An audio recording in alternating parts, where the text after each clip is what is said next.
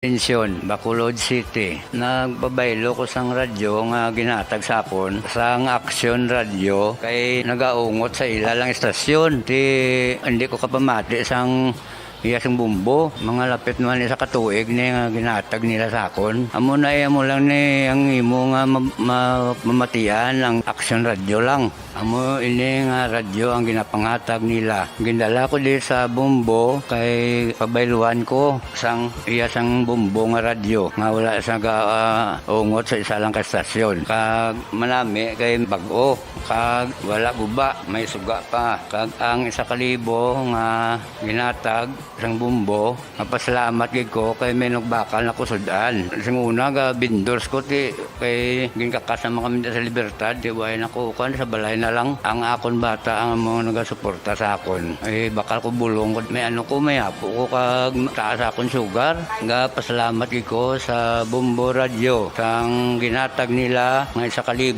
kag ang radyo. Salamat gid. Basta radyo Bumbo number 1. San o ikaw ulihi nga nag-ilis ang sponge nga ginagamit mo sa paghugas sa mga kitchen utensils? Ang kitchen sponge mga kabombo, ang mas mahigko pa sa toilet. In fact, ginpahayag sang microbiologists nga ang mga butang nga ginagamit naton sa pagtilo sa mga dishes ang pinakahigko nga bagay sa balay. Sa isa ka pagtuon nga na-publish sa journal nga Scientific Reports, ang spongy bacterial colonies ang mas delikado sa aton ikaayong lawas. Bangod sini, ginarekomendar sa mga researchers nga dapat islan ang sponge kada semana. Ang kitchen ang lugar sa aton balay kung sa diin nagasugod ang mga new bacteria. Bangod sa human traffic kag food preparation. Bangod ang sponge ang masami nga warm, mabasa kag matrace ang old food. Ini ang ideal nga breeding ground para sa bacteria. Suno sa pagtuon, maayong idea nga tinluan ang sponge kada tapos gamit. Apang ginasuggest sa mga researchers nga regular nga islan ang kitchen sponge. Ang kitchen ang lugar sa aton balay kung sa diin nagasugod ang mga new bacteria. Bangod sa human traffic kag food preparation.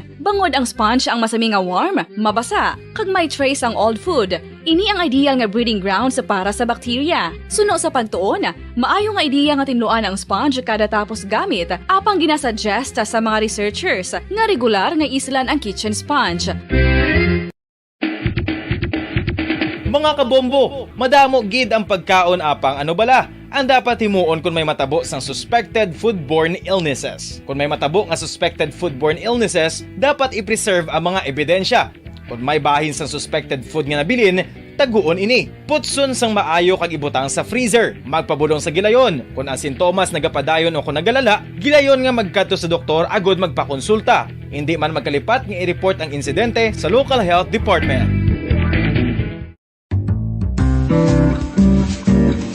Mga pamaagi para mangin matinlo kag safe ang aton mga pagkaon. Ipabilin nga matinlo ang palibot. Isiparar ang hilaw sa naluto na nga mga pagkaon. Lutuon sang maayo ang mga pagkaon nga dapat lutuon. Taguon ang mga pagkaon sa safe nga temperature. Depende sa kinahanglan sang klase sang pagkaon. Maggamit sang safe nga tubig kag raw materials.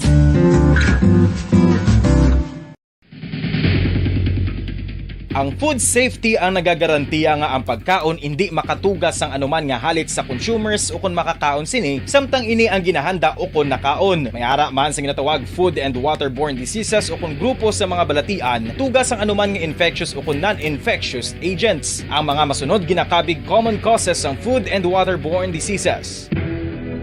Unsafe nga ginahalinan sa ginainom nga tubig, improper disposal of human waste, unhygienic practices, unsafe food handling and preparation practices. Isa ka bala sa may hinuptanan nga ido, mangin responsable nga dog owner. Bilang nagapanag-iyas ang ido, siguraduhon nga ang mga ini ang regular nga nabakunahan batok sa rabies. Ipaidalom ini sa mandatory registration. Siguraduhon nga hindi ini manginlayaw o kon magsigilagaw o kon libot sa mga kalye o kon sa anuman nga mga public places. Imo man responsibilidad nga mapag-groom ang mga ini, matagaan sa bastante nga pagkaon kag shelter. Responsibilidad mo bilang pet owner nga gastuhan ang anuman nga gastuhon medikal sa tion nga makakagat ang imo ido. Rabies is preventable. Mangin responsable nga dog o kon pet owner.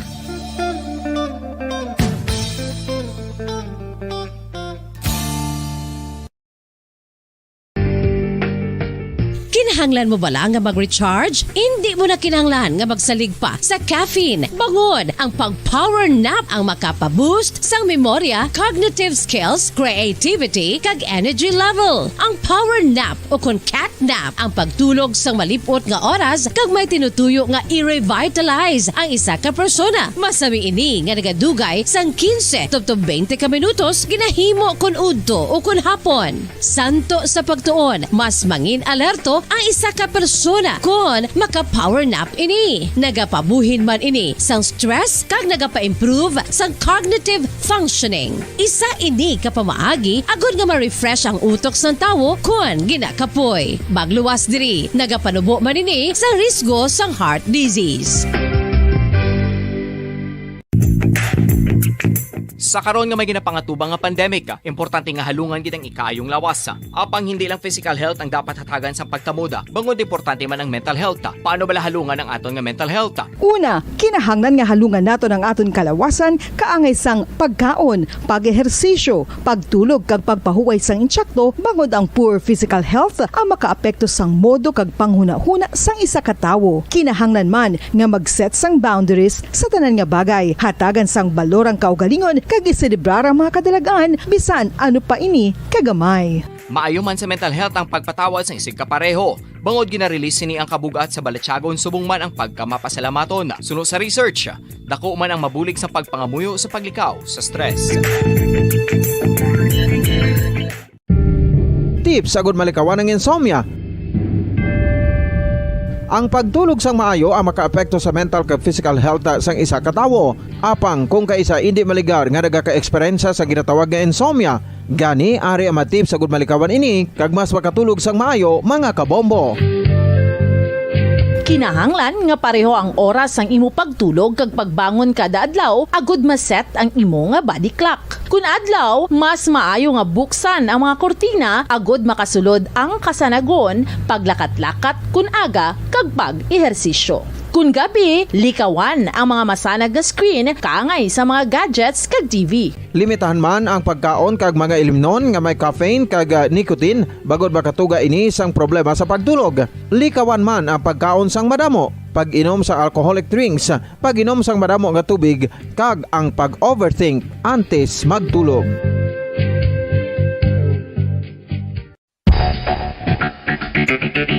Ang husto nga paggamit sang earphones o kon headphones. Kalabanan sa karon, ilabi na sa mga pamatanon ang masaming nga nagagamit sang earphones o kon headphones sa tion sang nagausar sang gadgets. Apang, ano bala kalawig ang aton paggamit sang earphones kag headphones? Nakahibalo bala kamo mga kabombo nga ang tuman kalawig nga paggamit sini ang makatugas ang ear noise o kon acoustic trauma?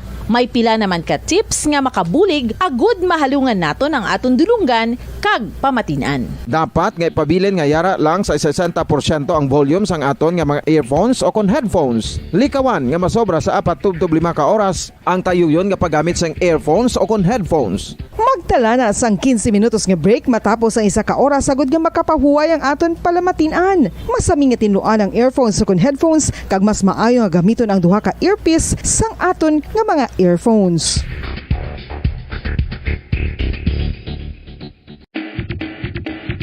Mga kabombo, madamo gid ang pagkaon apang ano bala? Ang dapat himuon kung may matabo sang suspected foodborne illnesses. Kung may matabo nga suspected foodborne illnesses, dapat i-preserve ang mga ebidensya. Kung may bahin sang suspected food nga nabilin, taguon ini. Putson sang maayo kag ibutang sa freezer. Magpabulong sa gilayon. Kung ang sintomas nagapadayon o kung nagalala, gilayon nga magkadto sa doktor agud magpakonsulta. Hindi man magkalipat nga i-report ang insidente sa local health department. Mga kabombo, nakahibalo bala kamo? Naghampak na sa 3 million ang natapikan sang COVID-19 sa Pilipinas. Mataas sa gihapon ang active cases sa bugos nga pungsod. Kag 50 mil na ang mga nagtaliwan bangod sa sini nga virus. Hindi magkumpiyansa. Depensahi ang kaugalingon kag ang imo mahal sa kabuhi. Magpabakuna na batok sa COVID-19. Pahanumdom nagikan sa Bombo Radyo Bacolod. Basta Radyo Bombo! Isa ka bala sa mahinuptanan nga ido, mangin responsable nga dog owner. Bilang nagapanag-iyas ang ido, siguraduhon nga ang mga ini ang regular nga nabakunahan batok sa rabies. Ipaidalom ini sa mandatory registration. Siguraduhon nga hindi ini manginlayaw o kon magsigilagaw o kon libot sa mga kalye o kon sa anuman nga mga public places. Imuman responsibilidad nga mapag-groom ang mga ini, matagaan sa bastante nga pagkaon kag shelter. Responsibilidad mo bilang pet owner nga gastuhan ang anuman nga gastuhon medikal sa tion nga makakagat ang imo ido. Rabies is preventable. Mangin responsable nga dog o kon pet owner.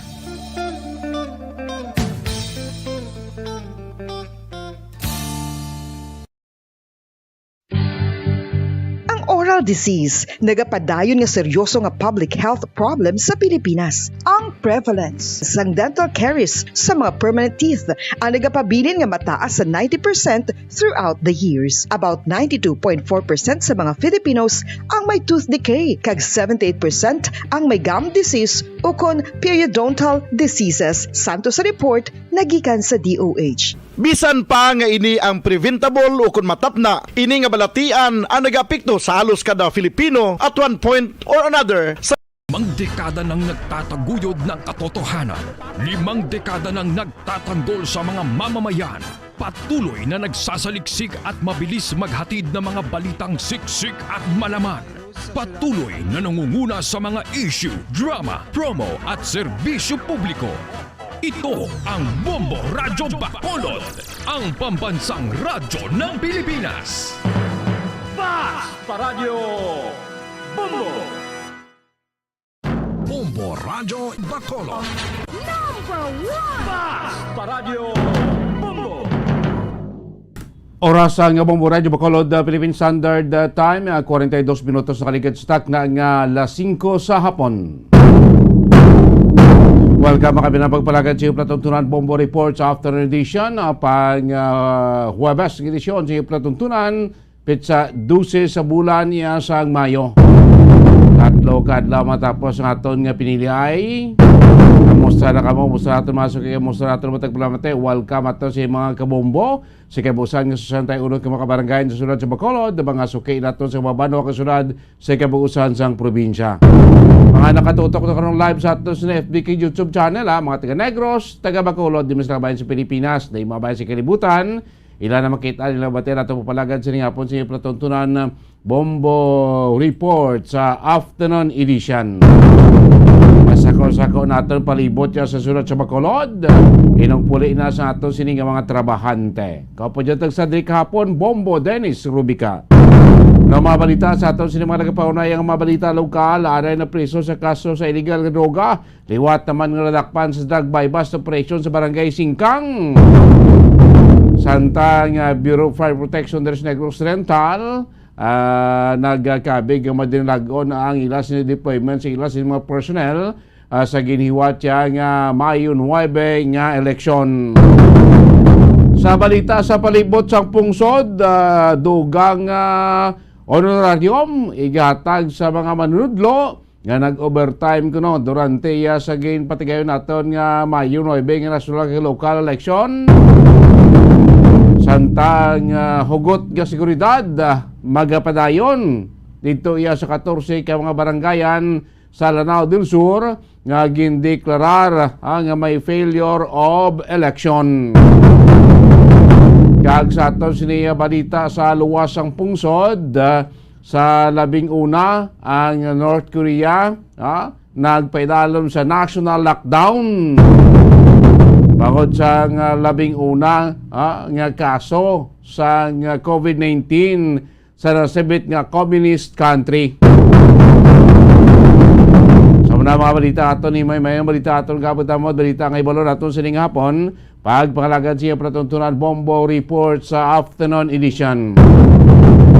45 minutos na nakaligid stock na alas 5 sa hapon. Kontra report ni Bomboleani si Minardo. Samtang tiyo daw may mga may mga lideres na especialmente ang presidente sa Amerika, si Presidente Joe Biden, ang nag-istorya na sa kay President-elect Bongbong Marcos.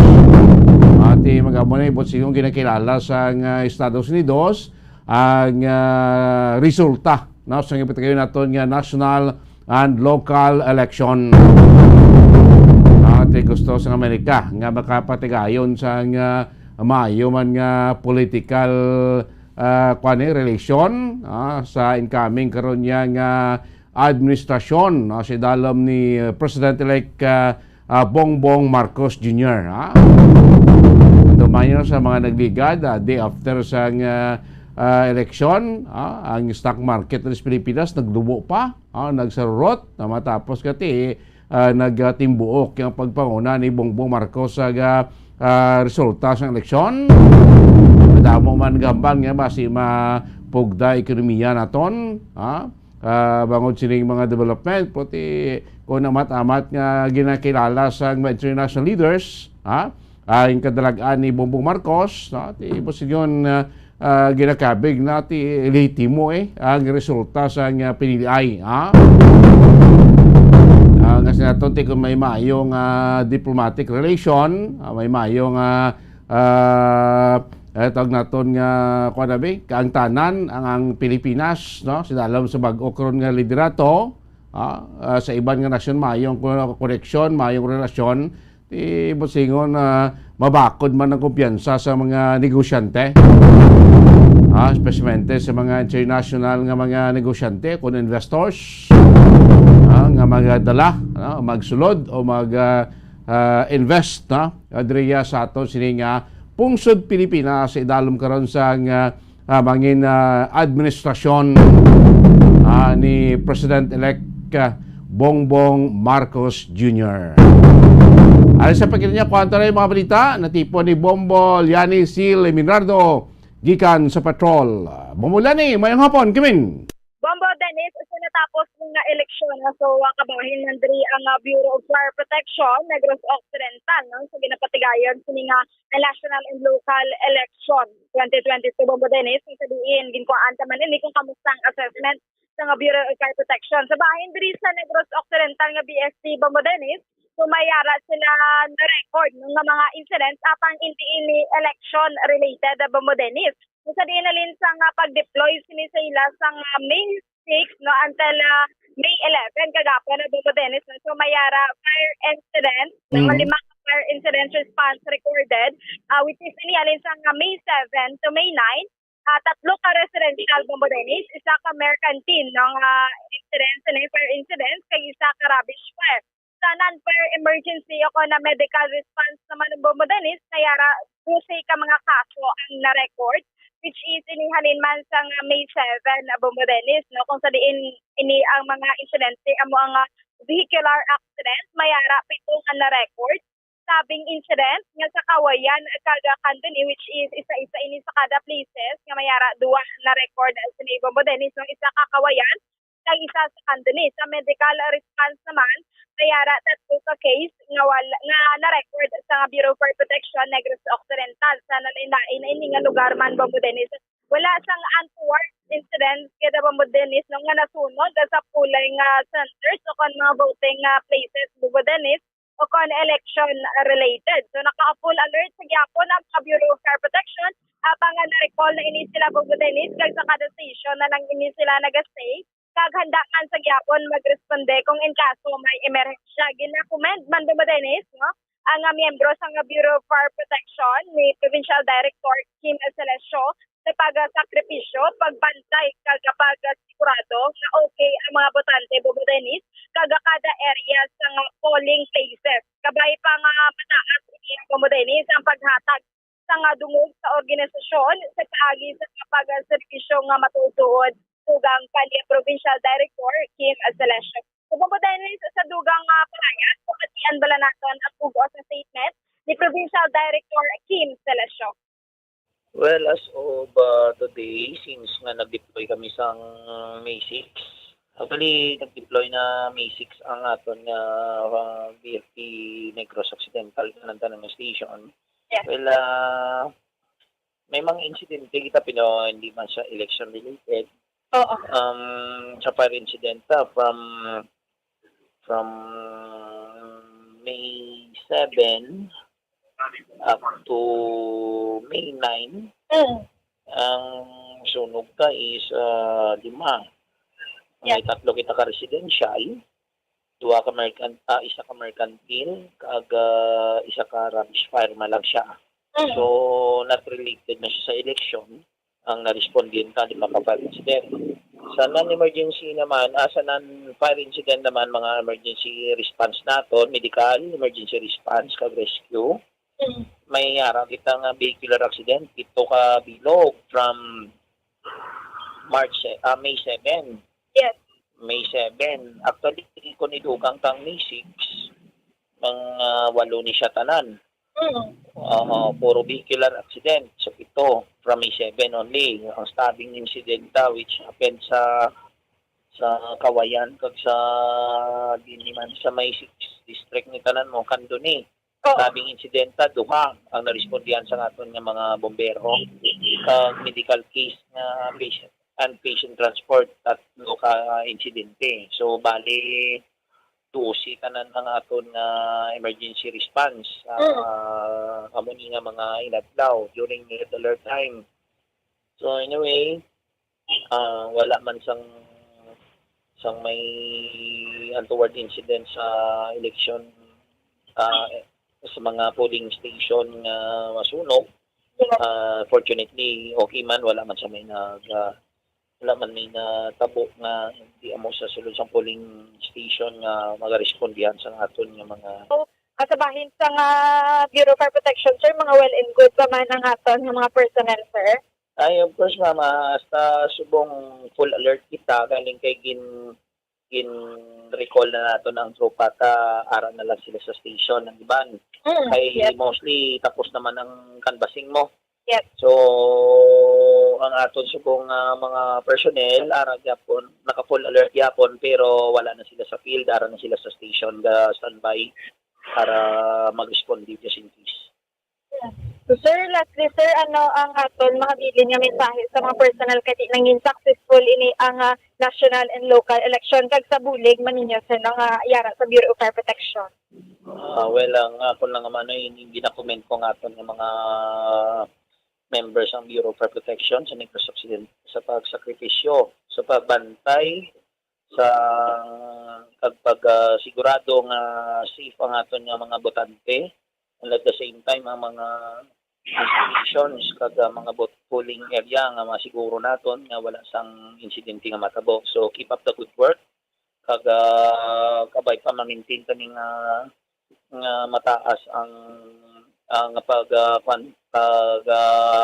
hatag sang dungog sa aton nga organisasyon pamaagi sa pagserbisyo sa matuod sa aton mga tumulong sa Negros Occidental. So, Bombodenis sa matang kabusan ni Pagayag, si Provincial Director Kim Celesio. So, maayo man na Bombodenis, kay ara gid no kaupod man kang nag-augment ni ang Bureau of Fire Protection para sa safety and security sang ako na tigayo ng national and local election Bombodenis. So, Bombodenis isa pagid ka balita kung sa diin ini ang anay preso man na Bombodenis no angot man sa illegal nga droga. Gaw liwat naman nga nadakpan na Bombodenis, tungod naman liwat no sa paglapas ni sa Republic Act 9165 sa pinagis ni sa bypass operation man nga ginpatigayon sa nga Police Station 8 Bombodenis sa Henrietta Village, Barangay Singkang Airport, Bacolod City, Negros Occidental, kagina lang ini Bombodenis, no? Sa din ini ang suspitsado, ginkilala kay Mark Lester Andag. Mark Lester Andag, Bombodenis, no? Isa ka 42 anyos, kaga-residente ini siya Bombodenis ang Salvacion, Subdivision Barangay 6, Zone 5, Victorias City, Negros Occidental. Ini Bombodenis ang suspitsado, no? Bali nasadto, inadri siya sa Polod, agod mag-renew Bombodenis ang mga item mag-renew o na kuha sinisang item. Bombodenis, no? Makuha siya sa item kag mamanga ko no mani ang mga term nila Bombodenis mamanga siya para makakuha sa item kung maka-renew, no? Ini ang pamanga na term nila Bombodenis nag-check in sila upod sa babayi sini, no? Kag after sila Bombodenis makakuha sinisang item.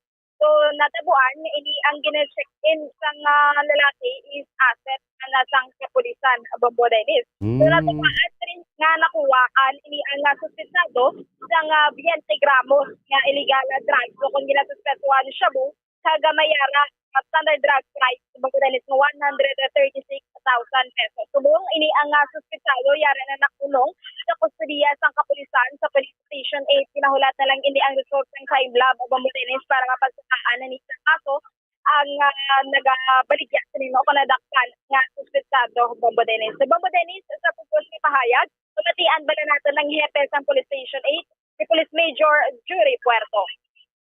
Bali, ang suspect ma'am, may previous offenses siya, drug offense man. Nadakpan niya sa Victorias 2016, naggawa niya siya 2019, pre-bargain. So, pagabi, may info nga ma-renew siya sa Bacolod. Yes. Nag-renew siya na magkuha naman droga. Tapos, mamanga. Muna ang term na ginagamit na mamanga. Kaya mangkuha sa babae. So, natabuan ang babae na kuha aton. Ayan ang polis. So, nag-transaction nga kung magkuha after nila mag-check-in, magkuha, kuhaon ang droga nga na-renew ya. Yes. So, muna nga na-transaction lang sa kagahon. Alas 4 sa kagahon. Kaina. Yes, sir, ini ang suspect ara pa sa mga drugs watchlist ang Victorias or diri sa Bacolod? Sa Victorias sa mga watchlist, ma'am. Bali, kaya nag-bargain siya. Sige-sige gyapon ang involved sa drugs. Sir, din siya nagahulog or nagabaligya sang drugs? Sa Victorias na siya, ma'am. Kaya ang iya budiga, dali nakuhaan niya sa itong ginakuhaan man sa ligat ng ako. So, bakit nila nakuha? So, kutsilingon ang ining lugar. Amo ning kluwaan kisang lugar, sa budiga ni.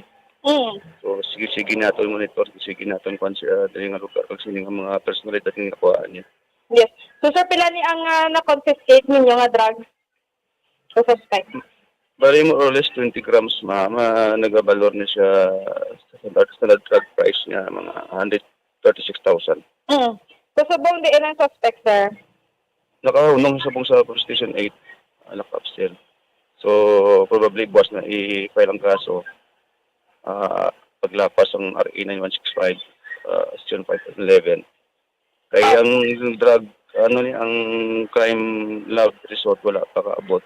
Kung panghapon makuha. So, buwas na mo ng file ang kaso. Nakagawa sa plea bargaining agreement, pagwa, balik yapon, transaksyon sa droga, bumbulan ni. Ang maganda gani Bangladesh wala man sa gyapon sa aywan nga pila na pambalad ang kapila na panumduman Bangladesh daw wala gid sila talanda ti sa bayan sa kapulisan kung magsige kabaligya sige mang sila pandakop o Bangladesh. Sige. Bangladesh sa moyad to ang mga balita nga natipon sa patrol ini si Bombol yan si Minardo para sa pambansang radyo ng Pilipinas, consistent overall number 1 sa Bacolod. Kasi radyo Bombol. Salamat, Bombo, Liani, Sil, Minardo. Sa kumunta ko dahil sa mga balita, doon ni Bombo Liani sa Patrol. Sili nga po palagay siya platuntunan Bombo Report sa afternoon edition. 59 minutos na nakalikin sa site na alas 5 sa hapon sa bayan na kabumapitan ng News Center ta. Magasunod na lang ko kay malabas mga nagapanguna nga mga balita nasyonal. Ang Komisyon ng Eleksyon na nagpanawagan karon sa kapulisan nga Sulbaron, ini nagranabo nga mga election-related violence, no?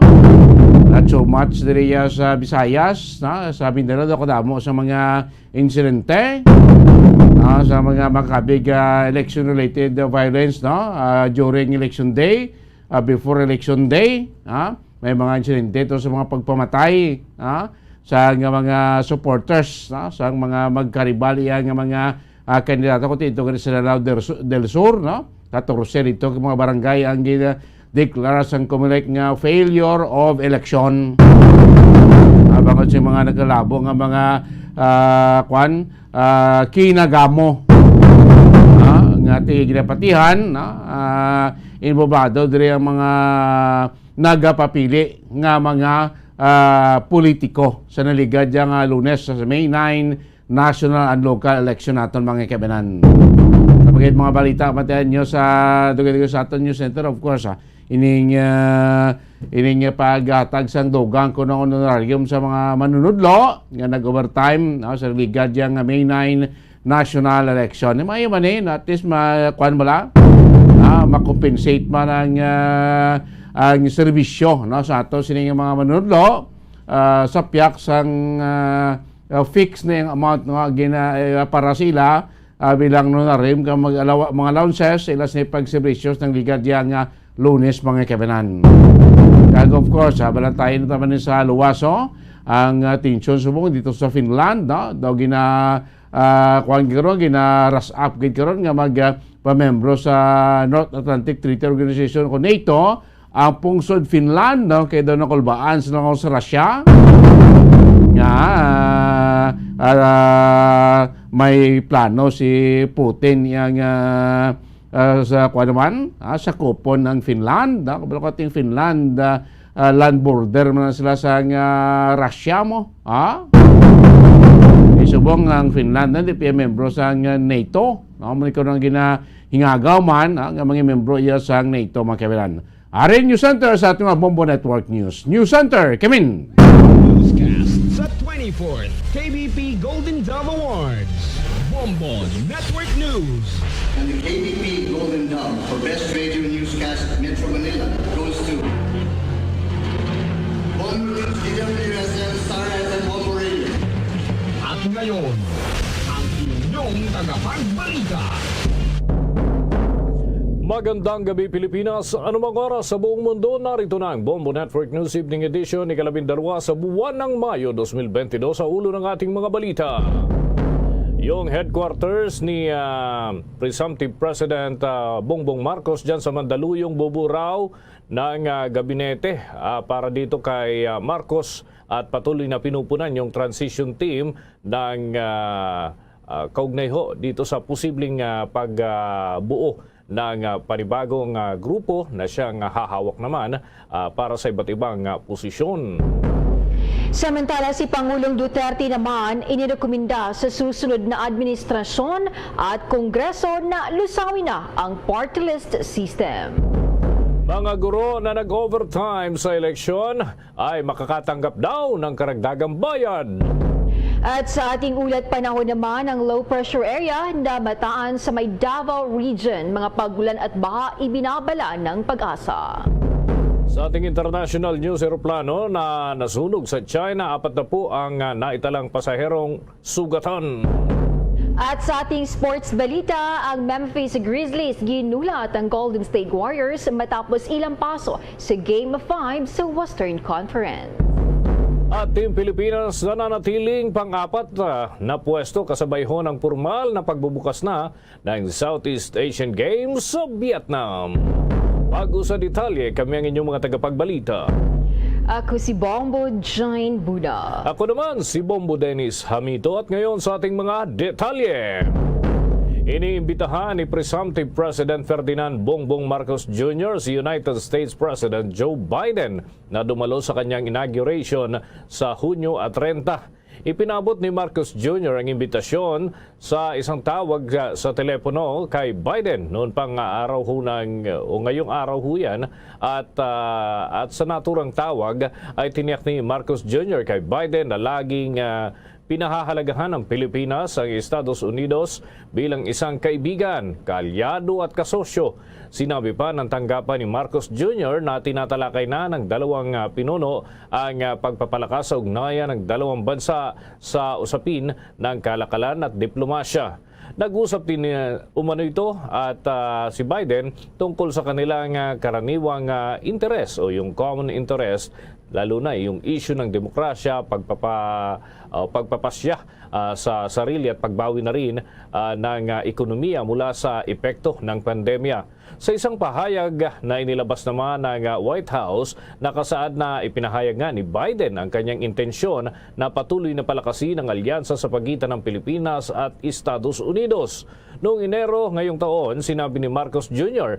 na ang kasaysayan ng kanyang pamilya sa Estados Unidos ay hindi makaka-impluwensya sa kanyang mga patakarang panlabas. Sakaling manalo man siya, At ito nga ay pasok na yung mga boto at siya ang nakikinitang susunod na magiging presidente ng Pilipinas. Magugunitang noong 2012 ang US Court of Appeals for 9th Circuit ay nagpasya ng contempt judgment laban kay Marcos Jr. sa kanyang ina na si Imelda at sa ari-arian ni Ferdinand Marcos na dati ring presidente ng Pilipinas dahil sa paglabag sa isang injunction na nagbabawal sa kanila sa pag-dissipate ng mga ari-arian. Nangangahulugan ang contempt award na hindi papayagan na makatapak ang mga Marcos sa alinmang teritoryo ng Estados Unidos. Sa dagdag pang mga balita, ang mga bubuo sa gabinete ni Presumptive President Bongbong Marcos patuloy na pinupunan ng transition team. May karagdagang detalye si Bombo Gerald Ulep. Bombo Jane, Bombo Dennis, nandito tayo ngayon sa Mandaluyong City, particular dito sa headquarters ni Presumptive President Ferdinand Bongbong Marcos. Nandito rin yung kanyang mga die-hard supporters mula sa iba't ibang dako ng ating bansa. Kanina nakita natin mayroon yung mga matatanda, mayroon yung mga binata, yung mga nasa likod natin. Hinihintay nila yung victory party ni Presumptive President Ferdinand Bongbong Marcos. Yung mga dumadaan dito, nagbubusina bilang dito pa rin sa halos abot kamay na panalo ni Presumptive President Marcos. At kanina ay may mga nag-leak nga na mga information dito pa rin sa bubuuing gabinete ng susunod na Pangulo ng Pilipinas. At kahapon nung sinabi na mismo ni Presumptive President Bongbong Marcos na ang ilalagay sa Department of Education ay si Presumptive Vice President Sara Duterte. Dito naman sa Department of Energy ay ilalagay si Mikey Arroyo, itong Executive Secretary, si Attorney Vic Rodriguez, itong counsel ni Marcos. Finance Secretary si Cesar Purisima o itong si Jose Arnulfo Velasco. Sa Department of Foreign Affairs, ilalagay si Clarita Carlos. Sa Department of Health, si Dr. Edsel Salvana. Sa Department of Interior and Local Government, si Mayor Benjamin Abalos Jr. Sa Department of Justice, sinasabing ilalagay bilang Justice Secretary si Representative Rodante Marcoleta. Sa Department of Labor and Employment naman ay ilalagay si Toots Opley, itong Department of si Representative Roger Mercado. Sa Department of Science and Technology, si Dr. Carlos Arcilla. Sa Socio-Economic Planning at NEDA Director General naman ay si Dr. Arsenio Balikasan. Spokesperson si Attorney Karen Jimeno. Sa Department of Trade and Industry, si Jose Arnulfo Veloso. At sa DOTR, mananatili si Secretary Art Tugade. At may nakuha rin tayong impormasyon dito pa rin sa usap-usapan ngayon na posibleng magiging Speaker of the House na si Martin, itong si GMA at si Velasco. So tingnan natin kung sino talaga itong maupo bilang House of Representatives itong kanilang Speaker.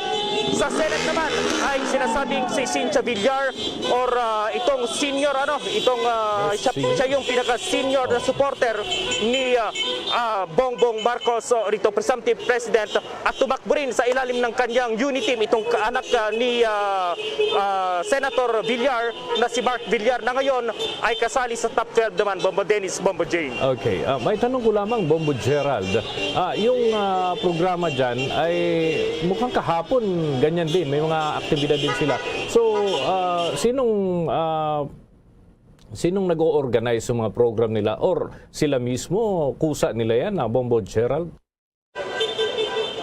Bombo Dennis, maraming mga grupo kasi ang sumusuporta kay Presumptive.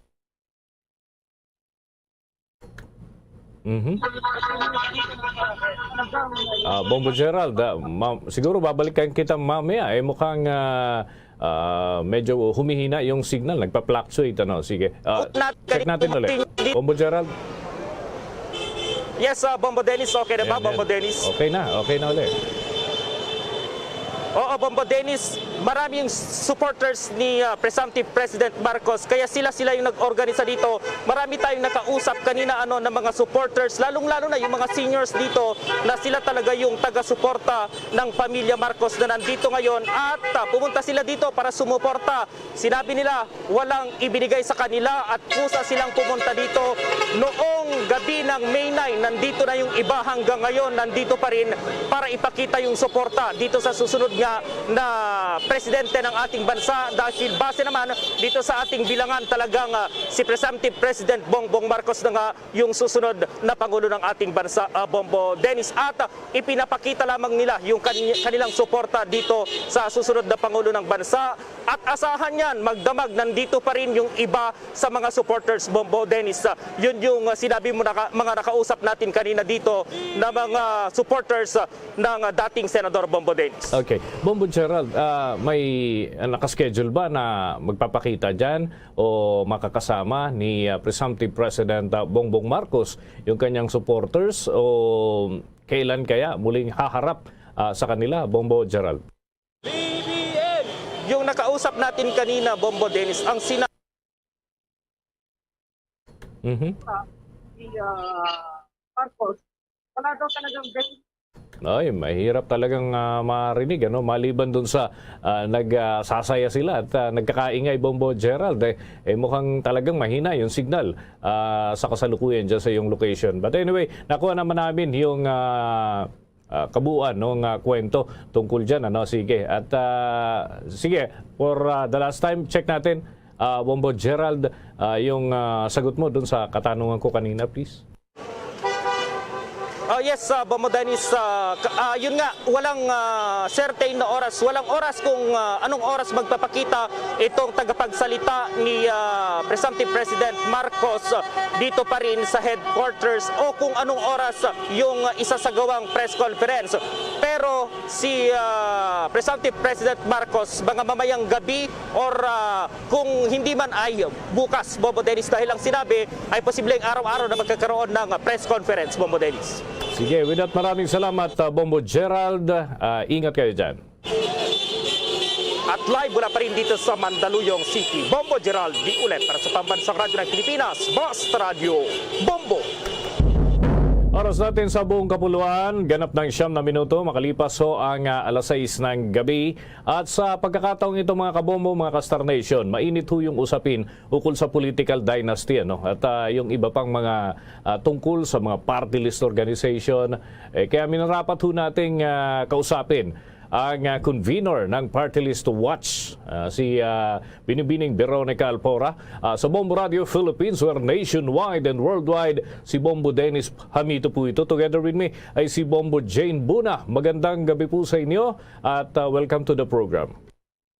Magandang gabi, Dennis and Jane. Okay, kumusta po yung inyong monitoring dito sa naging resulta ng halalan, lalo na sa hanay po ng mga party list groups? Ano ho ang inyong nakikita dito sa trend ng mga party list natin sa kasalukuyan, Madam? Dennis, bago mag-eleksyon, ang Party List Watch ay we rang the alarm bells regarding party lists. At nag-identify kami ng 4 na characteristics ng mga party list na dapat iwasan natin. Una, mga party list na identified with political dynasties. Pangalawa, mga party list na pinatatakbo at pinamumunuan ng mga big business na may maraming mga pera, milyonaryo or mga bilyonaryo. Pangatlo, mga party list na pinamumunuan ng mga dating politiko at mga dating retired na military officials kasi ginagamit nila yung party list as a way for them to re-enter politics. At pang-apat, yung mga party list na may mga nominee o may mga leader na nasangkot sa iba't ibang mga kontrobersya katulad ng korupsyon at ibang issue ng human rights violation.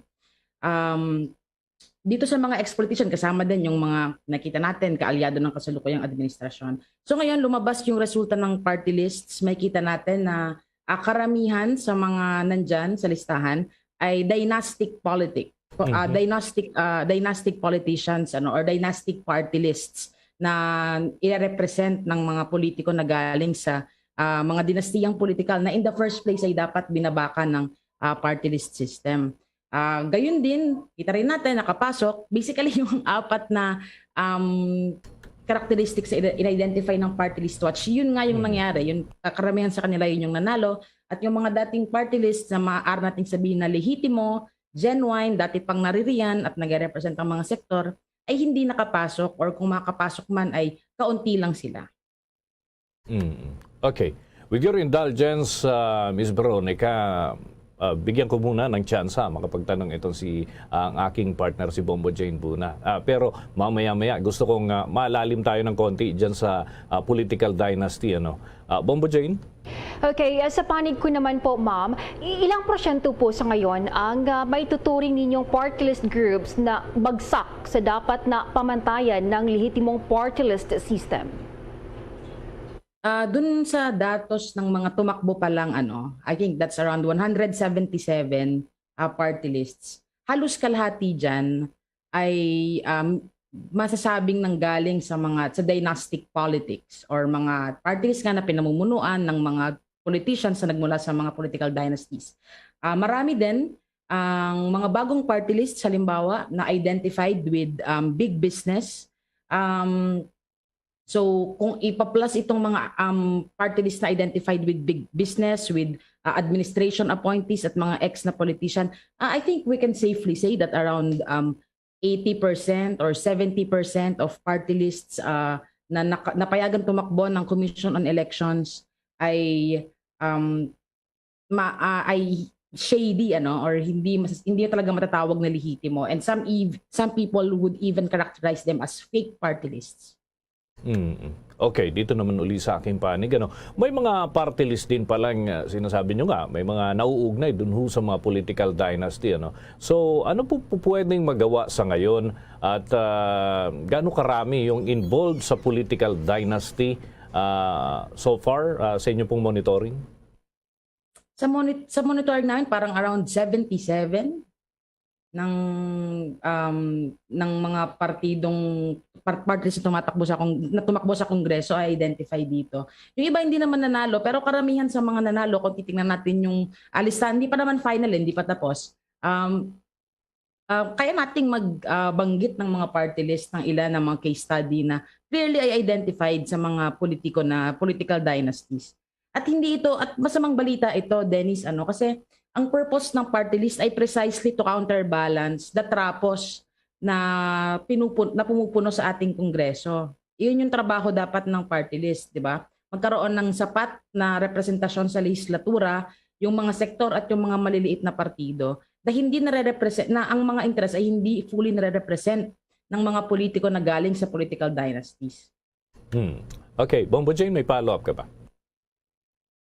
Veronica, may mga natanggap din po kaming impormasyon na may mga party list na nagiging pahingahan daw ng ilang politiko na graduate na sa kanilang termino. Ano po ang monitor ninyo sa bagay na ito? Tama yan, Jane. Alam natin kung paano na-circumvent ng mga political dynasties yung term limits. Alright?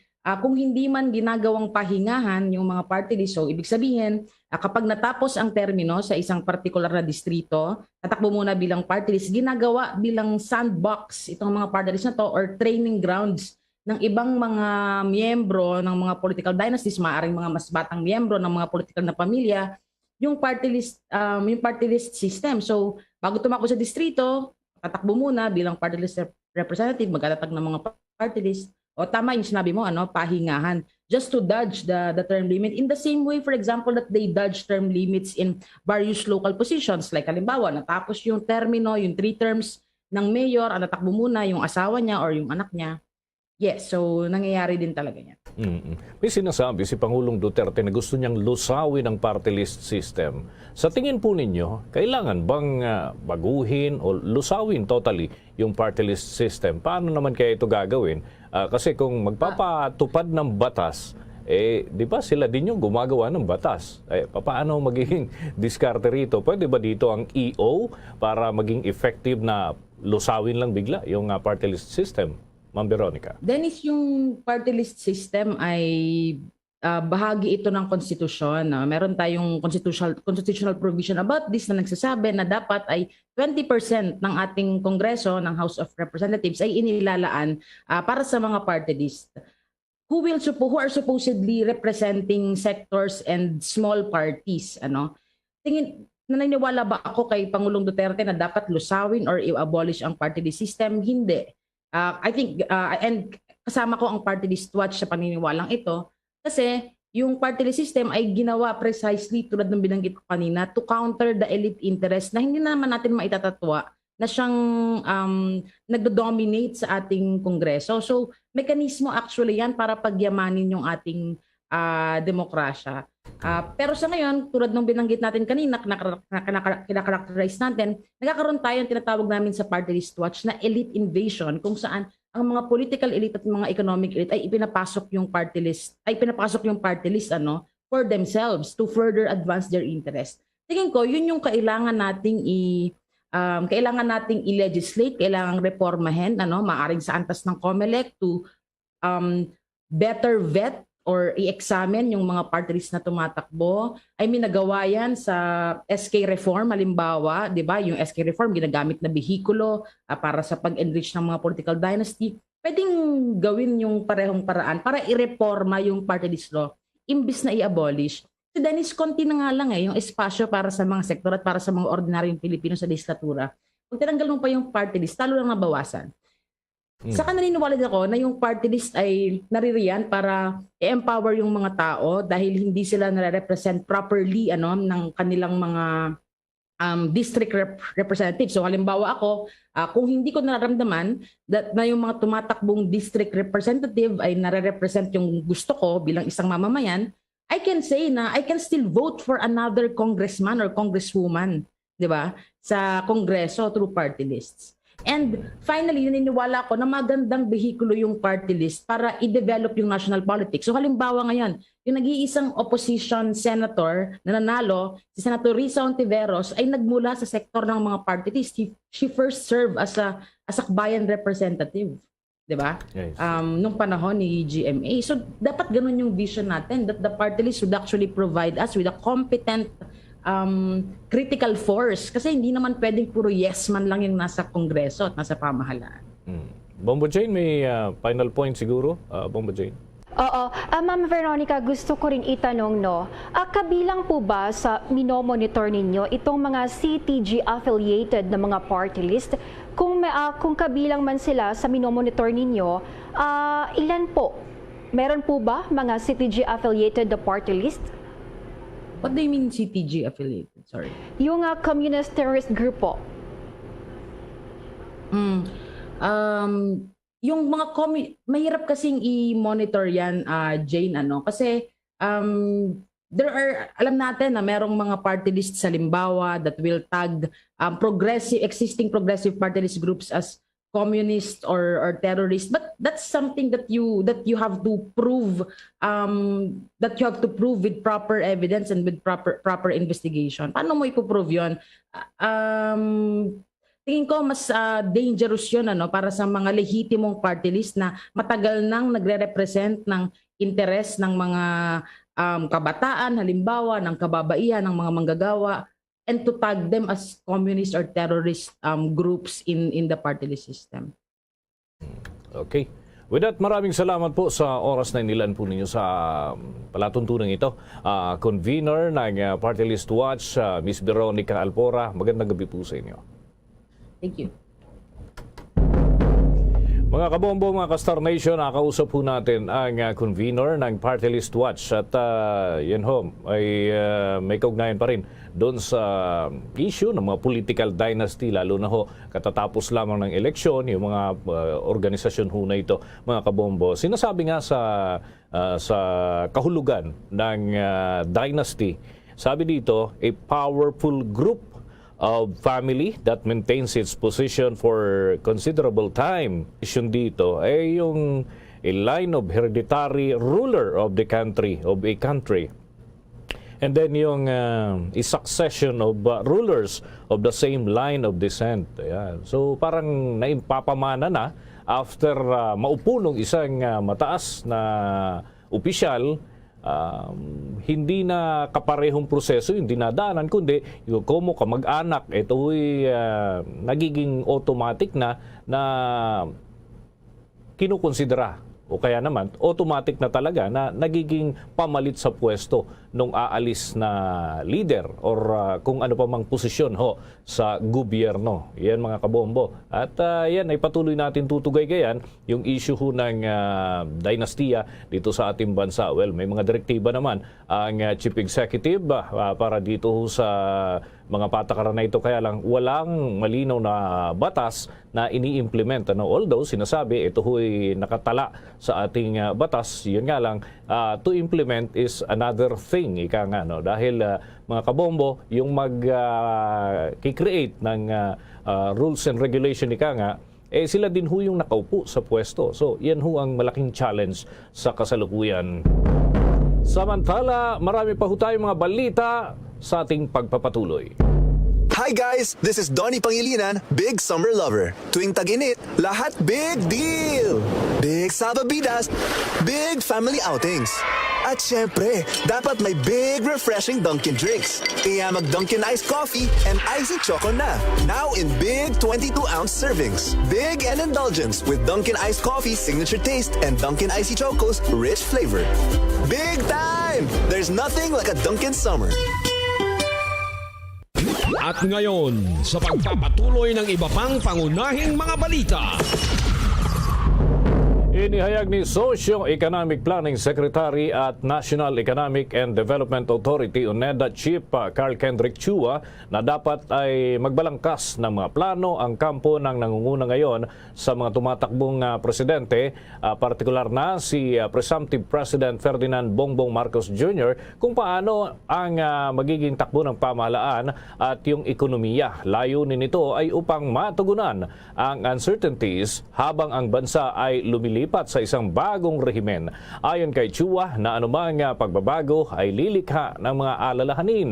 Nauna nang sinabi ng punong ekonomista ng Rizal Commercial Banking na si Michael Ricafort na ang mga mamumuhunan ay nagkakaroon ng wait-and-see attitude habang naghihintay ng mga detalye ng mga pulisiya at reforma ng papasok na Pangulo sa kanyang unang 100 araw sa panunungkulan. Gayon din kung sinong magiging miyembro ng bagong pangkat ng mga ekonomista. Magugunitang sa unang araw ng kalakalan, kasunod nga ng botohan noong Mayo 9 ay bumaba ang shares ng Pilipinas kung saan ay mas maraming dayuhang mamumuhunan ang naglabas ng pondo dahil na rin sa pagbaba ng mga pamilihan o yung sa stock market, at ang paglalabas ng mga hindi opisyal na resulta ng pambansang halalan na nagpapahiwatig ng tagumpay para kay Marcos Jr. at ang yung nag-iisang anak nga ito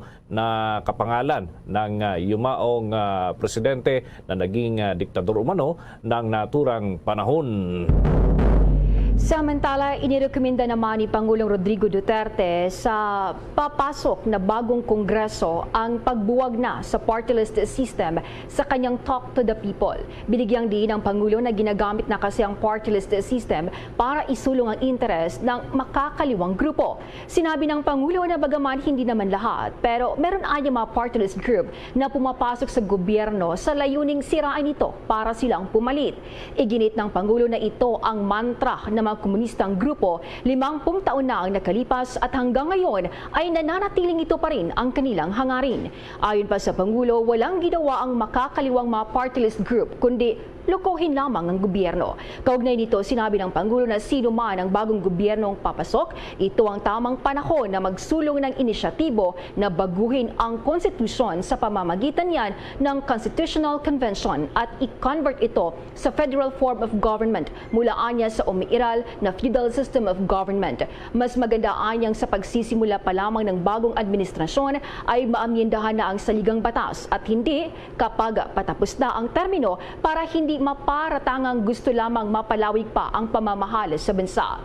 Ganito kasi anya naging paratang laban sa kanya na nagpalagay na gusto pa niyang manatili sa poder na hindi naman anya totoo dahil ang talagang gusto niyang mangyari ay matapos na ang kanyang trabaho para makapagpahinga na at makauwi sa kanilang bahay sa Davao City. Oras natin sa buong kapuluan, 26 na minuto na makalipas ang ika-6 ng gabi. Dito pa rin tayo sa ating mga balita sa dagdag pang impormasyon.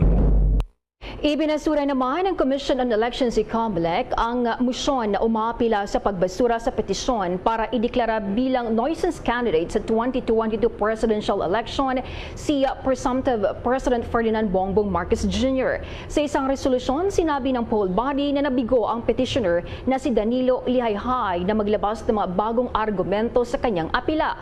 Ipinahayag ng COMELEC en banc ang desisyon noong Mayo 11. Ito ay nilagdaan ni COMELEC Chairman Saidamin Pangarungan, Commissioners Socorro Inting, Marlon Casquejo, Amy Ferolino, Ray Bulay at Amy Torrefranca Neri. Si Commissioner George Erwin Garcia ay nag-inhibit sa kaso dahil si Marcos ang frontrunner sa presidential race batay sa partial and official tally. Noong Huwebes ng umaga ay ang kanyang dating kliyente nung siya isang abogado sa halalan. Ang petisyon ay inihain ni Danilo Lihayhay o Lihay-Lihay sa dating COMELEC 2nd Division noong December 16, 2021. Ibinasura ito ng COMELEC sa pamamagitan niya ng dati nitong 2nd Division ang petisyon ni Lihay-Lihay noong namang December 16, 2021 rin. Samantala, inihayag ni Commission on Elections Acting Spokesperson Jan Rex Laujanco na bibigyan ng karagdagang honorarya ang mga gurong nagsilbi bilang electoral boards o EBs na lagpas sa karaniwang panahon ng pagbibigay ng serbisyo para sa halalan. Anya, malapit nang maibigay ang naturang direktiba ng poll body para sa karagdagang honorarya ukol sa mga election boards. Ayon kay Laujanco, ganun din ang ginawa ng COMELEC noong 2019 nang magbigay ito ng karagdagang honorarya sa mga gurong nagsilbi sa nasabing halalan. Tiniyak niya na matatanggap ng mga guro ang kanilang honorarya sa loob ng 15 araw mula sa araw ng eleksyon o noong May 9. Sa pagbanggit pa ng Electoral Service Reform Act, sinabi ng acting spokesperson na obligado ang COMELEC na bayaran ang mga election board members sa loob ng 15 araw mula sa isinagawang eleksyon o natapat nga noong 9 ng Mayo. Itinaas ng COMELEC ang honorarya ng chairperson ng Electoral Board mula sa 8,000 hanggang 10,000 na ngayon. At ang mga miyembro ng Electoral Board ay mula 6,000 pesos hanggang 8,000 pesos na. At noong Abril, sinabi naman ng poll body na sinubukan nilang umapila sa Bureau of Internal Revenue o BIR na humiling sa naturang ahensya na huwag nang bawasan pa ang naturang pinagkakalob na honorarya para dun sa income tax. Subalit hindi ho ito napagbigyan dahil na rin sa mga umiiral ng mga patakaran kaugnay pa rin ng sistema sa ating bansa.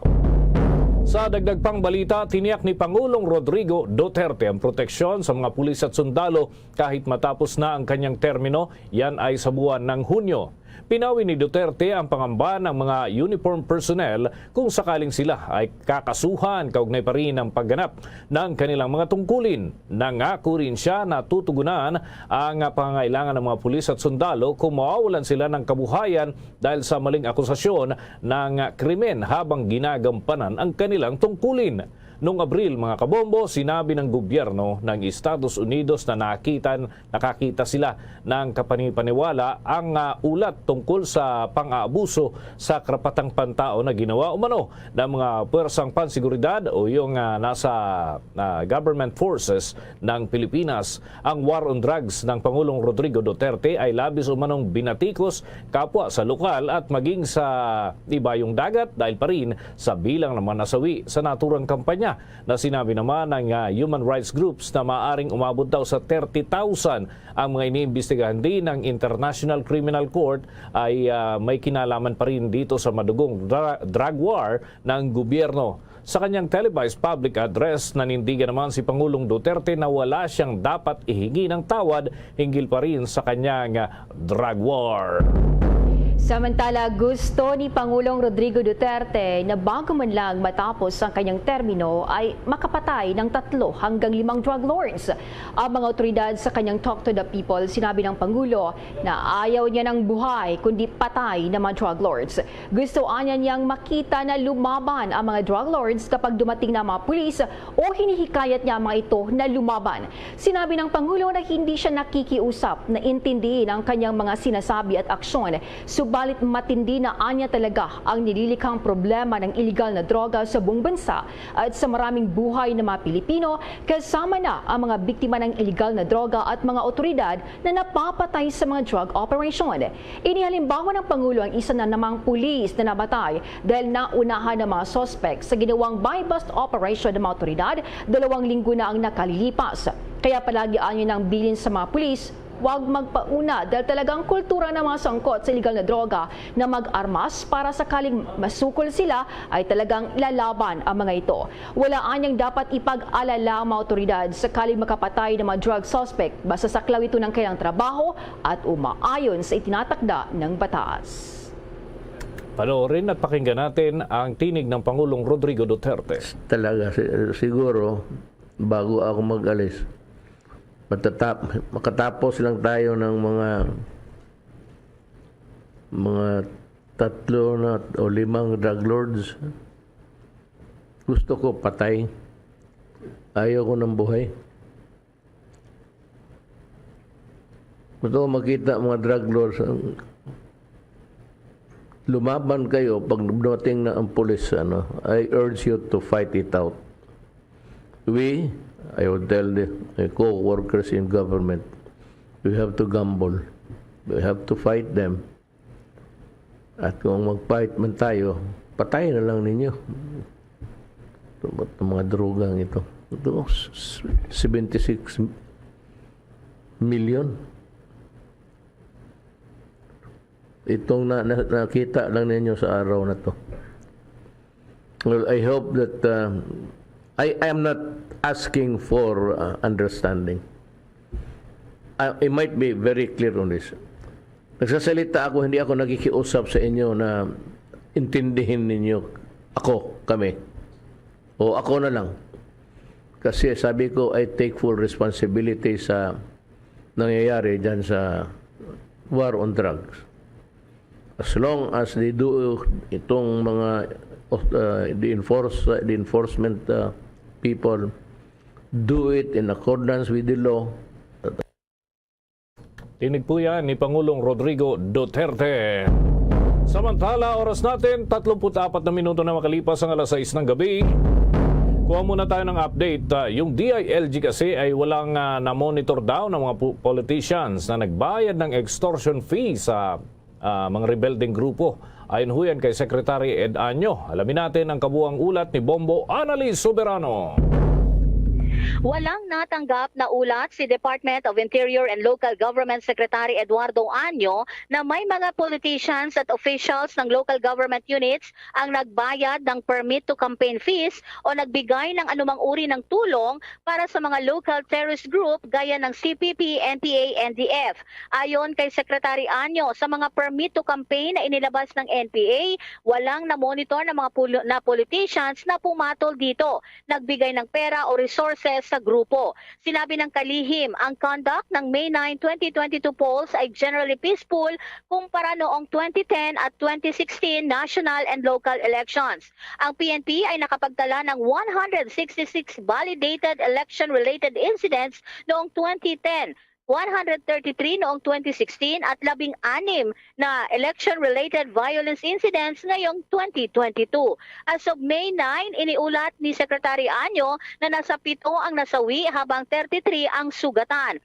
Sa araw ng halalan, nasa 27 incidents ng violent acts ang naiulat, kabilang ang 11 shooting, mauling incidents, 3 pagsabog, 2 ballot snatching, 4 na kumusyon, 3 assault, 2 strafing at 2 destruction ng vote counting machine.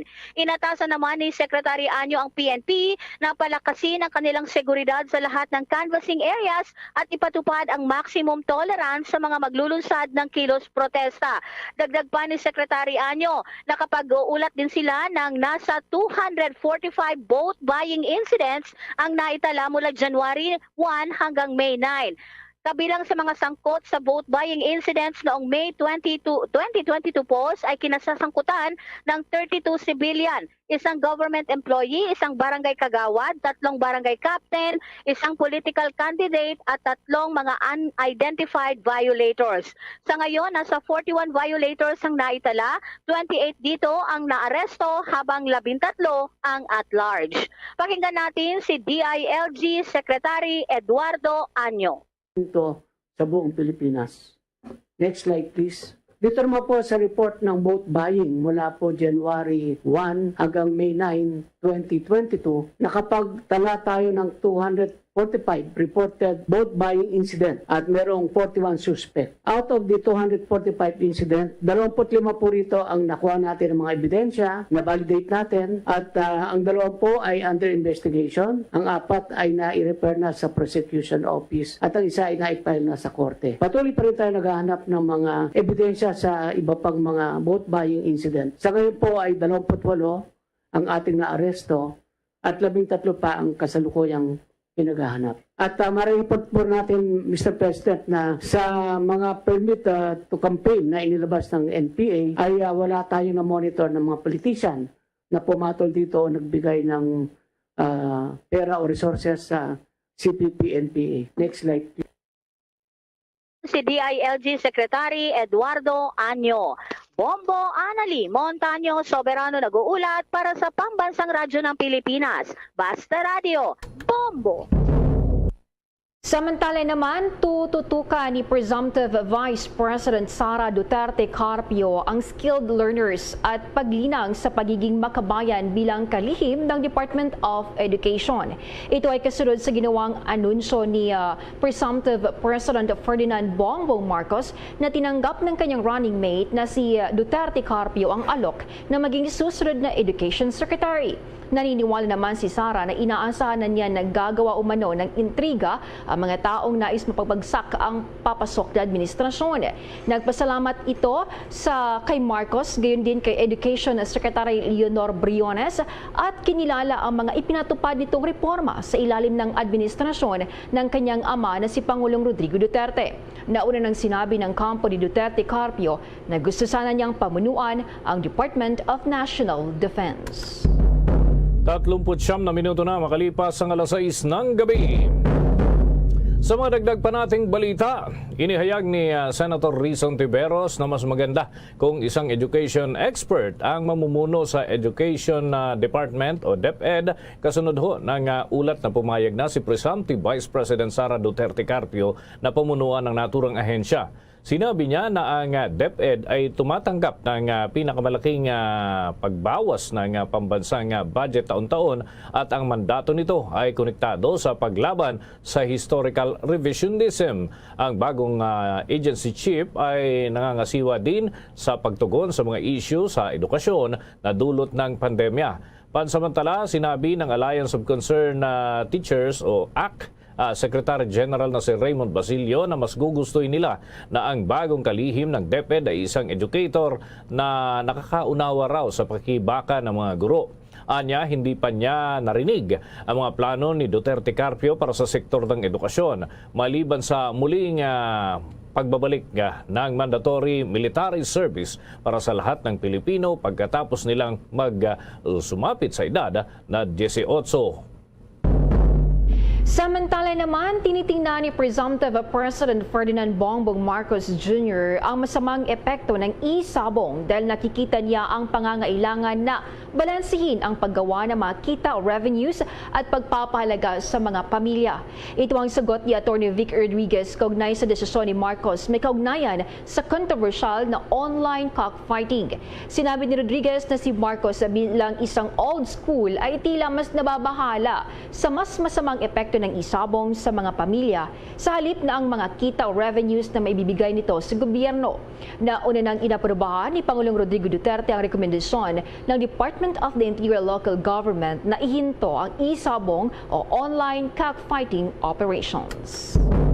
Naghatid na ho yan sa atin sa oras na 41 minuto makalipas ang alas 6 ng gabi. Kuha muna tayo ng update dyan sa COMELEC. Ito ho yung binubuo na tinatawag na National Board of Canvassers. Ano mga update dyan? Dahil may mga expected pa ho na mga papasok na data dun sa tabulation at iba pang mga kaganapan dyan sa NBOC. May balita si Bombo Marlene Pajernos.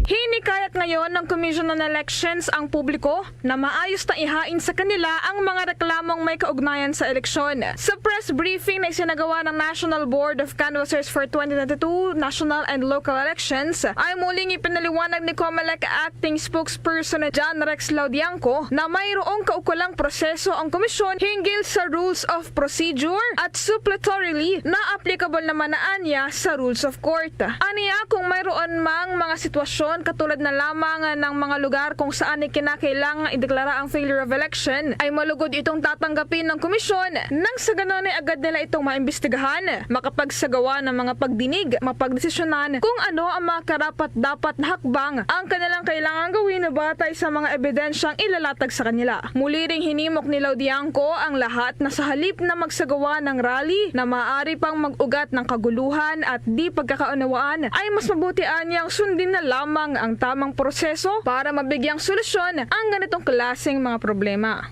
Ito po yung sinasabi namin sa ating mga kababayan. Meron po mga proseso sa COMELEC Rules of Procedure at suppletorily applicable ang ating Rules of Court. Kung may mga ganyan situation po, we welcome that, sir, so that we could investigate, we could hear, and we could try the case based on evidence. And most importantly, our commission and bank could decide on the merits. Mas maganda po yung ganito, sir. So kung meron po sa ating mga kababayan, kesa po tayo ay mag-rally na baka sakali po na pagmulan pa ng kaguluhan at samaan ng loob, kung meron pong proseso, pumasok po tayo sa proseso. Puntahan po natin ang tamang forum para po ma-ventilate yung issues na ganito. Magugunita na una rito ay may ilang grupo na rin ng mga kabataan ang nagsagawa ng rally sa harap mismo ng tanggapan ng COMELEC upang ipahayag ang kanilang pag-aaklas at di pagsang-ayon sa posibleng pagkapanalo ni Presumptive President Ferdinando Bongbong Marcos Jr. matapos itong malamangan sa bilang ng mga boto si Vice President Leni Robredo. At para sa Bombo Network News, ako po si Bombo Marlene Padiernos, nag-uulat para sa Pambansang Radyo ng Pilipinas, Basta Radio, Bombo! Magkakaharap sa Muntinlupa Regional Trial Court sina Senator Laila de Lima at dati nitong driver na si Ronnie Dayan. Sasalang kasi si de Lima para sa inihain niyang manifestation at omnibus motion for outright dismissal, immediate release at bail, kaso dito ng pagbawi ng testimonya na nagdidiin sa kanya ni na self-confessed drug lord Karen Espinosa at dating NBI Deputy Director Rafael Ragos. Ang dati nitong nakarelasyon na si Dayan ay ihaharap bilang testigo para sa depensa. Si de Lima ay nananatiling nakapiit sa PNP Detention Facility sa loob yan ng mahigit 5 taon dahil sa drug-related cases. Samantala, pumalo sa mahigit 148 milyon na mga dose ng COVID-19 vaccines ang naiturok sa buong Pilipinas sa ating mga kababayan na sumailalim sa naturang proseso. Sa naturang bilang, 68.5 million ay fully vaccinated laban sa naturang virus. Katumbas yan ng 76.14% mula ho sa target population ng ating pamahalaan. Mula pa nitong mga nakaraang buwan, nasa 73 million dose na ang naiturok ng gobyerno bilang first dose sa ilan pang grupo ng mamamayan. Habang umakyat naman sa mahigit 13.5 million ang nakatanggap ng booster shot o additional dose para sa naturang sakit na panlaban at ito ho ay ipinagkaloob sa iba't ibang sektor. Una nang sinabi ni infectious diseases expert Dr. Rodgen Sulante na aasahan na sa mga susunod na araw ay pataas pa ang bilang ng mga mababakunahan para sa booster dito sa ating bansa dahil yung mga bagong pagsisikap nga dito ng pamahalaan na dalhin na sa mga barangay ang vaccination program. Sa iba pang mga balita sa mga oras na ito, ang pagtulong sa marginalized sector, particular na ang MSMEs na naapektuhan ng pandemya, dapat na iprioridad ng bagong administrasyon. Ayon yan sa PCCI. May pag-uulat si Bombo Everly Rico. Dapat na prioridad ng bagong administrasyon ang pagbabalik sa kumpiyansa sa sektor na lubos na naapektuhan dahil sa 2 taon ng pandemya, ayon ito sa presidente ng grupo ng mga negosyante sa Pilipinas.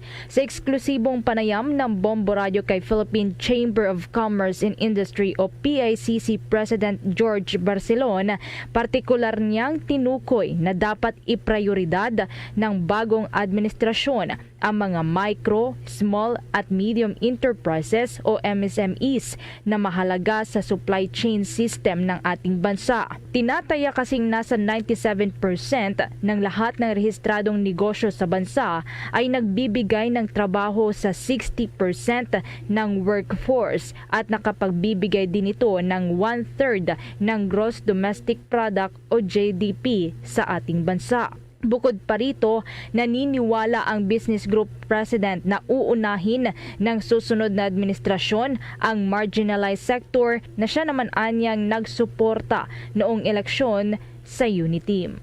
Narito ang bahagi ng pahayag ni George Barcelon, ang Philippine Chamber of Commerce and Industry o PICC President. Ang priority is to rebuild yung confidence. No?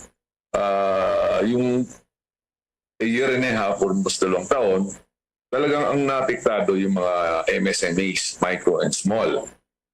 Maraming mga medyo kinapos sila sa finance. Sa tingin ko, itong tulong sa mga micro is important kasi they serve the supply chain. At saka hindi lang yun. Itong election, talagang ang nag-support dito sa itong Unity, yung income bracket D and E, di ba? Biro mo, 30 million ang votes nakuha nila. Kaya I think they will put priority in helping the marginalized. Samantala, hiling naman ng mga grupo ng mga negosyante sa bansa sa uupong bagong administrasyon ang pagtatalaga ng mga competent na mga opisyal ng gabinete.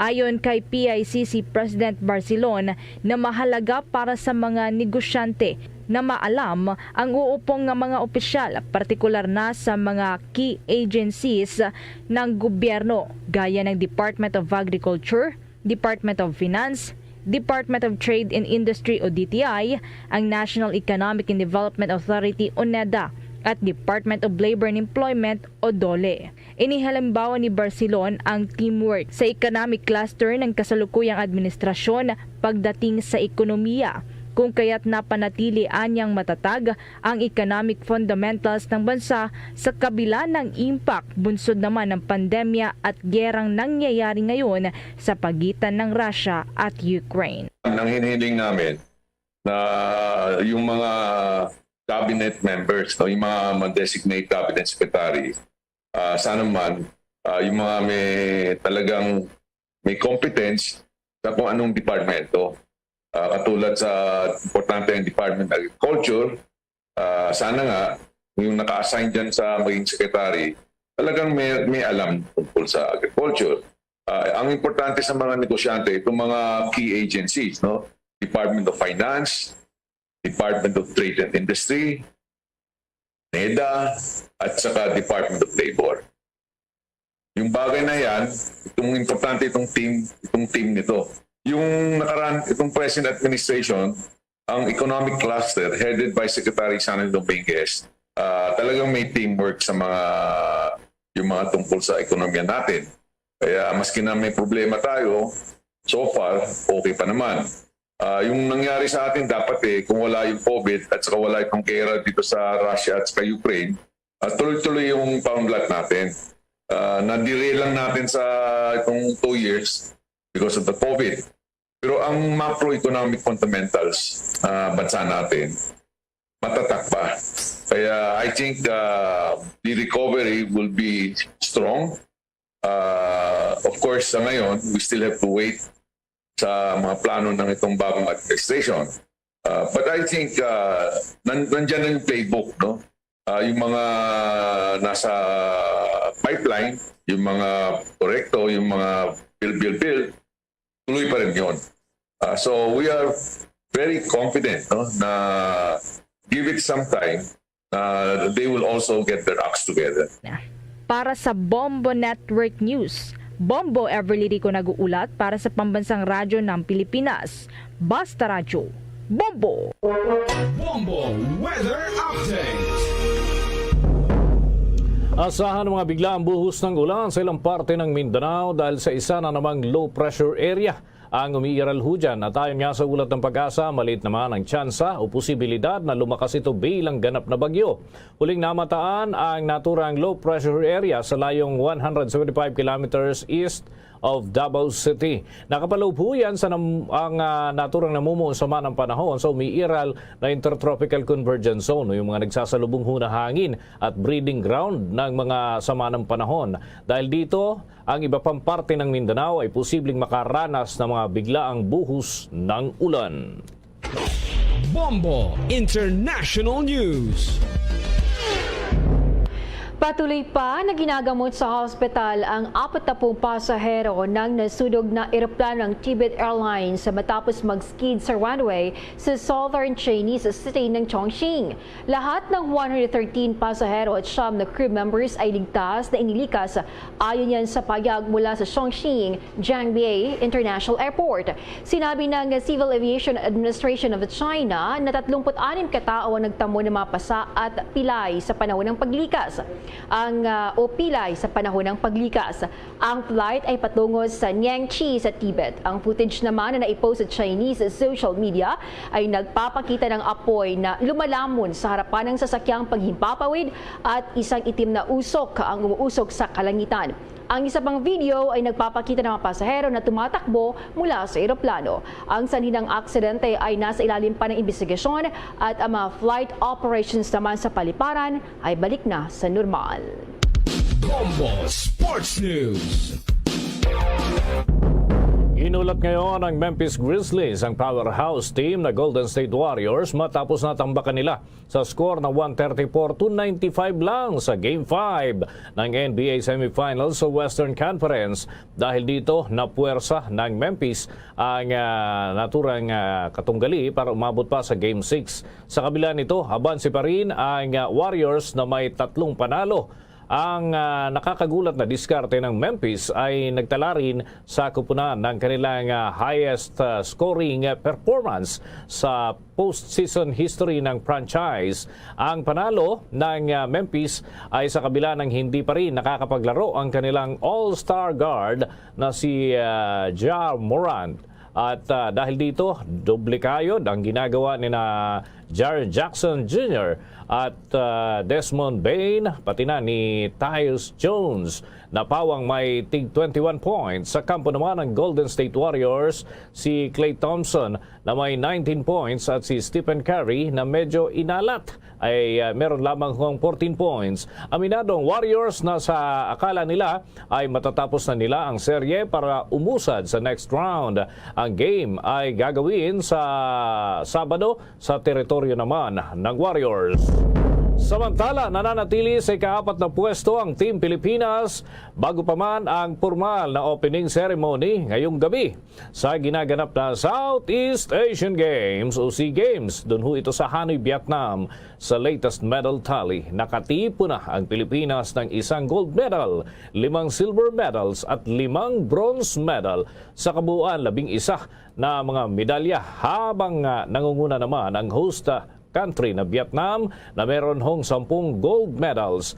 Pangalawa ang Malaysia na may 9 na gintong medalya at ang Indonesia na meron namang 3 medalyang ginto. Matatapos ang SEA Games sa Mayo 23. Sa dagdag pang balitang palakasan, magarbong highlight sa opening ng Vietnam SEA Games ay inaasahang magiging kakaiba. Piling mga Pinoy athletes tampok daw sa seremonya. May pag-uulat ang Star FM Bacolod. Pagpapakita ng kombinasyon ng makabagong teknolohiya at tradisyonal na sining sa opening ceremony ng 31st Southeast Asian Games na nagaganap ngayong gabi sa Maijing Stadium. Sa panayam ng Star FM Bacolod kay PSC Commissioner and SEA Games Chief Dimission Ramon Fernandez, ang Team Pilipinas ay kakatawanin ng piling mga atleta at mga opisyal ayon sa utos ng SEA Games organizers para sa bawat isa ng 11 miyembrong bansa, kasama ang SIA's top pole vaulter at Tokyo Olympian na si Ernest John E.J. Ubiena bilang flag bearer. Only about 31 athletes and a couple of officials joined the parade. Hindi lahat because, well, kinokontrol ng organizing committee because of the pandemic nga. Ayon naman sa Vietnam SEA Games Organizing Committee, na ang mga teknolohiya tulad ng mapping, augmented reality at extended reality ay makakatulong na i-highlight ang seremonya na ginaganap sa naturang bansa sa parehong 40,000 seat stadium kung saan dito rin binuksan ang mga kompetisyon sa unang pagkakataon na maging host ng Biennial Meet noong 2003. At yan ang balita mula dito sa 95.9 Star FM Bacolod. Para sa Bombo Network News, Star DJ Asher nag-uulat para sa Pambansang Radyo ng Pilipinas. Basta Radyo, Bombo! Bombo Foreign Exchange Update. Sa mga nag-aabang sa palitan ng piso kontra sa foreign currencies na itala mga kabombo, ang katumbas ng isang US dollar ay 52 pesos 26 centavos, Singaporean dollar 37 pesos 61 centavos, Hong Kong dollar 6 pesos 65 centavos, ang euro 54 pesos 96 centavos at ang Saudi Arabian Rial 13 pesos and 93 centavos batay sa data ng Bangko Sentral ng Pilipinas. The Bombo Foreign Exchange Rate Update is brought to you by Queen City Development Bank. Bago tayo magtapos, ang Bombo Radio Philippines po ay naganyaya sa lahat para sa sama-samang panalangin. Narito ang Orafio Impirata. Merciful and compassionate Father, we confess our sins and we humbly come to you to find forgiveness and life. We come to you in our need to seek your protection against the COVID-19 virus that has disturbed and claimed many lives. We ask you now to look upon us with love and by your healing hand, dispel the fear of sickness and death, restore our hope, and strengthen our faith. We pray that you guide the people tasked to find cures for this disease and to stem its transmission. Bless the efforts to use the medicines developed to end the pandemic in our country. We pray for our health workers that they may minister to the sick with competence and compassion. Grant them health in mind and body, strength in their commitment, protection from the disease. We pray for those afflicted. May they be restored to health. Protect those who care for them. Grant eternal rest to those who have died. Give us the grace in these trying times to work for the good of all and to help those in need. May our concern and compassion for each other see us through this crisis and lead us to conversion and holiness. Grant all these through our Lord Jesus Christ, your Son, who lives and reigns with you in the unity of the Holy Spirit, God, forever and ever. Amen. We fly to your protection. O Holy Mother of God, do not despise our petition in our necessities, but deliver us always from all dangers. O glorious and blessed Virgin. Amen. Our Lady, health of the sick, pray for us. Saint Joseph, pray for us. Saint Raphael the Archangel, pray for us. San Roque, pray for us. San Lorenzo Ruiz, pray for us. San Pedro Calungsod, pray for us. At yan ang kalipunan ng ating mga balita sa Bombo Network News. Kami ang inyong mga naging tagapagbalita. Ako si Bombo Jane Buna. Ako naman si Bombo Dennis Hamito para sa Pambansang Radyo ng Pilipinas, Basta Radio, Bombo! At sumainyo ang kalipunan ng maiinit at pangunahing mga balita sa Bombo Network News. Hatid sa inyo ng Pambansang Radyo ng Pilipinas, Bombo Radio Philippines. Basta Radio Bombo!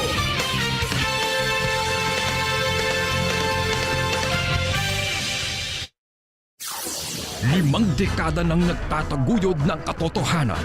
5 dekada nang nagtatanggol sa mga mamamayan.